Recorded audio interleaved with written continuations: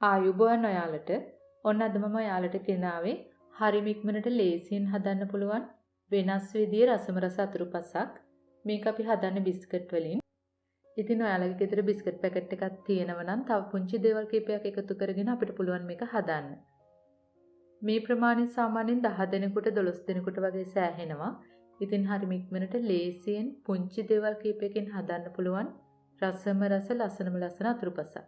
අපි දැන් බලමු කොහොමද හදන්නේ මොනවද අපිට ඕන කරන්නේ කියලා.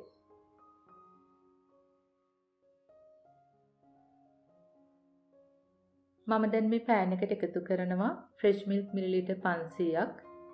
ඒ කියන්නේ කෝප්පණන් 2යි. ඒකටම එකතු කරනවා දුඹුරු සීනි කෝප්ප 3 කාලක්.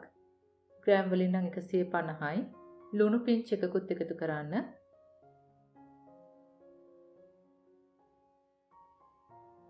කිරි ටික චුට්ටක් රත් වෙනකොට අපිට පුළුවන් කෝපි කුඩු මේස හැන්දක් එකතු කරන්න. මේකට ඔයාලට ශනික කෝපි ගන්නත් පුළුවන්, සාමාන්‍ය කෝපි ගන්නත් පුළුවන්.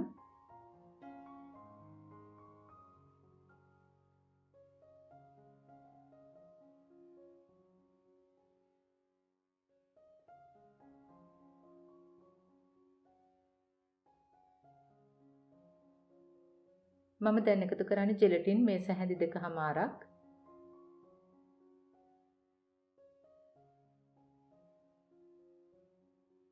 ජෙලටින් ටික හොඳට දිය වෙන්න ඕනේ. ඒක නිසා මේ වගේ හැඳි ගාලා දිය කර ගන්න.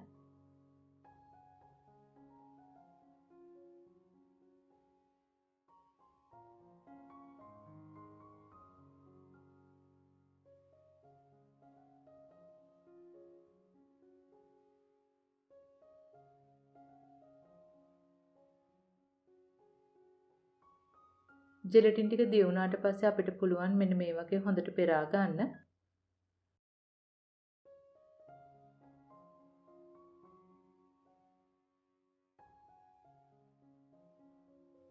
මම අද මේ පුඩින් එක හදන්නේ මෙන්න මේ ලෝෆ් පෑන් එකේ.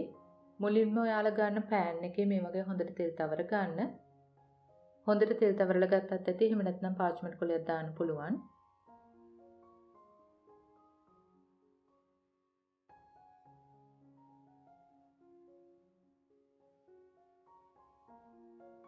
මෙතන මම අරගෙන තියෙනවා පොඩි මාරු බිස්කට් පැකට් දෙකක්. අපි දැන් මුලින්ම කරන්නේ මාරු බිස්කට් ටිකක් පොඩි පොඩියට කඩලා මෙන්න මේ වගේ යටටම දානවා.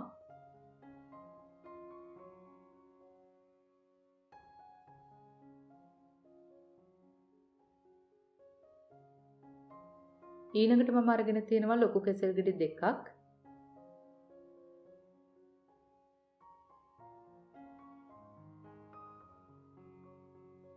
දැන් මේ ටික මේ වගේ පොඩි පොඩි පෙති කපලා මේ වගේ අතුර ගන්න.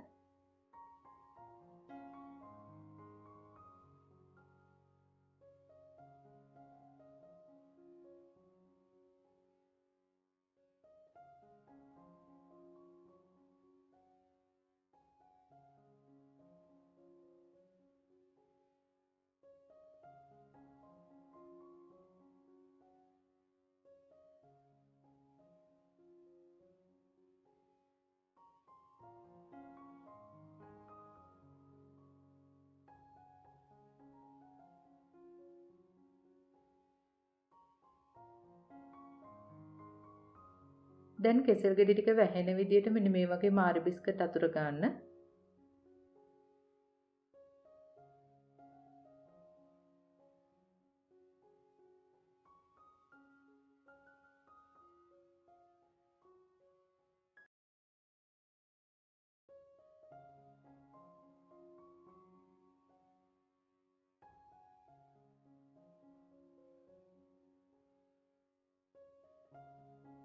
ඊළඟට අපිට පුළුවන් අපේ පුඩින් මිශ්‍රණය දාලා මෙන්න මේ වගේ හොඳට තද කරගන්න.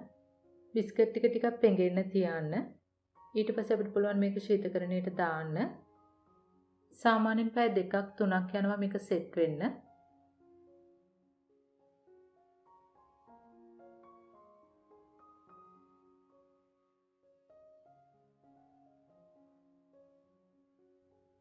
දැන් අපිට පුළුවන් මෙන්න මේ වගේ වටේ බුරුල් කරලා අනිත් පැත්තට හරව ගන්න.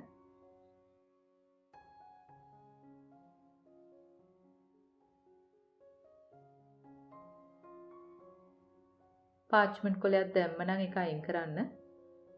මේකට ඔයාලට කැරමල් සෝස්, කැරමල්, කිතුල් පැණි, එතකොට මී පැණි මේ වගේ ඔයාලා කැමති ඕනම දෙයක් එකතු කරන්න පුළුවන්. මම අද ගන්න කිතුල් පැණි. පුඩින් එක සරස ගන්න උඩින් අපිට මුදරස් බලම්, කජු වගේ දේවල් ඉහින්න පුළුවන්. ඒකටත් ඔයාලා කැමති ඕනම නට්ස් වර්ගයක්, ඕනම පළතුරු වර්ගයක් ගන්න පුළුවන්.